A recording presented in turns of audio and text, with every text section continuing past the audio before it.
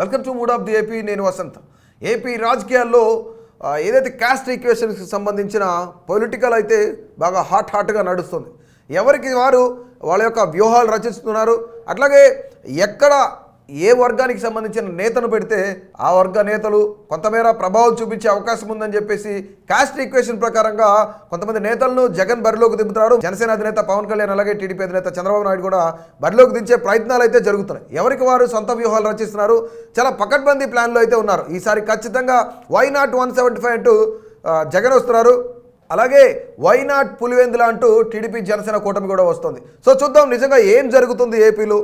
నెల రోజుల నుంచి కూడాను ముద్రగడ కాపు ఉద్యమ నేత ముద్రగడ జనసేనలో జాయిన్ అవుతున్నారు, టీడీపీలో జాయిన్ అవుతారు, వైసీపీలోకి జాయిన్ అవుతున్నారు అని కూడా కొంతమేర ఒక పెద్ద చర్చ అయితే నడుస్తుంది. సో ఇప్పుడు ఏం జరిగినా సరే ఖచ్చితంగా ముద్రగడ కొడుకు గిరి ఎవరైతున్నారో ముద్రగడ కొడుకుకి సంబంధించి ముద్రగడ గిరికి ఆయన వైసీపీ నేతలందరూ కూడా టచ్లో ఉన్నారు. ముద్రగడను వైసీపీ తీసుకొచ్చి వైసీపీ నుంచి పిఠాపురంలో పోటీ చేయించాలని చెప్పేసి ఇప్పటికే వైసీపీ ఒక వ్యూహం అయితే రచిస్తుంది. ఎందుకంటే పిఠాపురం నుంచి పవన్ కళ్యాణ్ కూడా బరిలో ఉంటారు అని ఒక చర్చ నడుస్తుంది. ప్రధానంగా ఈ చర్చకు సంబంధించి ఇప్పుడు ప్రస్తుతానికి ఇదే hot topic. Mudragada versus Pavan కళ్యాణ్గా ఫైట్ నడిచే ఛాన్స్ ఉందని చెప్పేసి కూడా మనకందుతున్న ప్రాథమిక సమాచారం.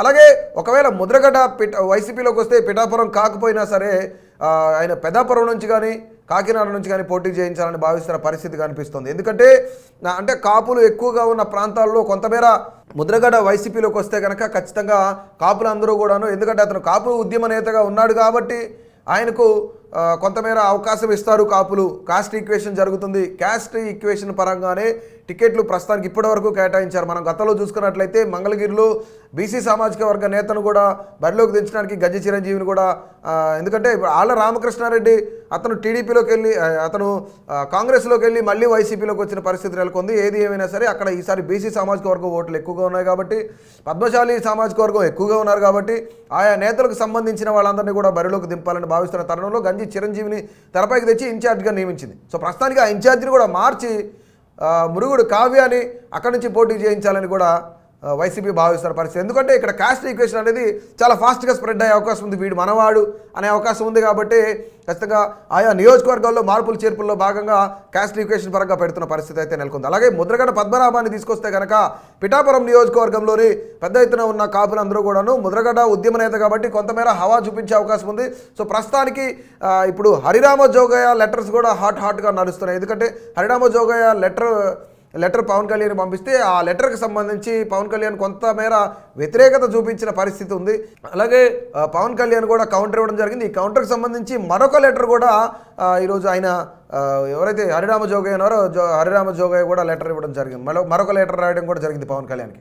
సో ఇదే పరిణామంలో వైసీపీలోకి ఒక బలమైన నేతగా ఉన్న ఎవరైతే హరిరామ జోగయ్య ఉన్నారో హరిరామ జోగయ్య కుమారుడు కూడా వైసీపీలో జాయిన్ అవ్వడం కూడా జరిగింది.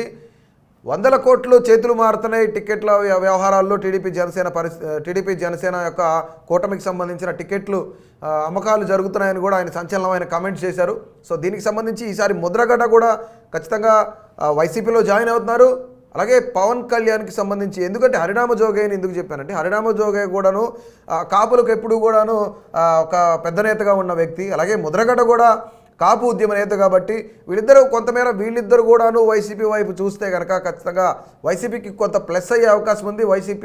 వైసీపీలోకి కొంతమేర పెద్ద ఎత్తున కాపులు జాయిన్ అయ్యే అవకాశం ఉంది కాబట్టి, అట్లాగే హరిరామ జోగయ్యని కొంతమేర వ్యతిరేకించిన పవన్ కళ్యాణ్కి దూరంగా హరిరామ జోగయ్య కుమారుడు వైసీపీలోకి జాయిన్ అయ్యాడు. అలాగే కాపు ఉద్యమ నేతగా ఉన్న ముద్రగడకు కూడా కొంతమేర వైసీపీ నేతలు టచ్లో ఉన్నారు.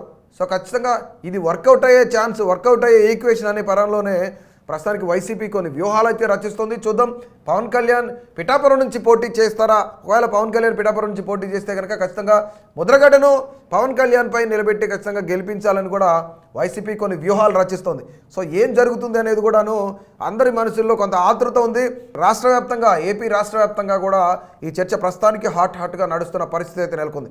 సో నిజంగానే ముద్రగడ వైసీపీలోకి వెళ్తారా లేదంటే పవన్ కళ్యాణ్ టీడీపీ అంటే ఉంటారా అనేది కూడా మనం చూడాలి. ఖచ్చితంగా ముద్రగడ్డ నన్ను గుర్తించట్లేదు అని చెప్పేసి ఆయన కొంతమేర కొన్ని కామెంట్ చేసిన పరిస్థితి, పవన్ కళ్యాణ్ కూడా నన్ను గుర్తించట్లేదు అని చెప్పేసి కొంతమేర కామెంట్ చేసిన పరిస్థితి అయితే నెలకొంది. నిజంగా కాపు ఉద్యమ నేత ముద్రగడ పద్మనాభం కనుక వైసీపీలోకి వెళ్తే అది టీడీపీకి ఎంతవరకు, టీడీపీ జనసేన కూటమికి ఎంతవరకు ఎఫెక్ట్ అయ్యే అవకాశం ఉంది, ఎస్పెషల్లీ పర్సనల్గా జనసేనకు ఏమైనా మైనస్ అవుతుందా అనేది కూడా మీరు తప్పనిసరిగా కామెంట్ బాక్స్లో కామెంట్ చేయండి. చూద్దాం ఎవరు ఎక్కడి నుంచి పోటీ చేస్తున్నారు, ముద్రగడ నిజంగానే పిఠాపురం నుంచి పవన్ కళ్యాణ్పై పోటీ చేసే అవకాశం ఉందా అనేది కూడా తప్పనిసరిగా కామెంట్ చేయండి. ఇలాంటి మరిన్ని అప్డేట్స్ కోసం, AP political minute to minute updates కోసం మా కేటీవీ తెలుగును సబ్స్క్రైబ్ చేయండి, అలాగే ఫాలో చేయండి.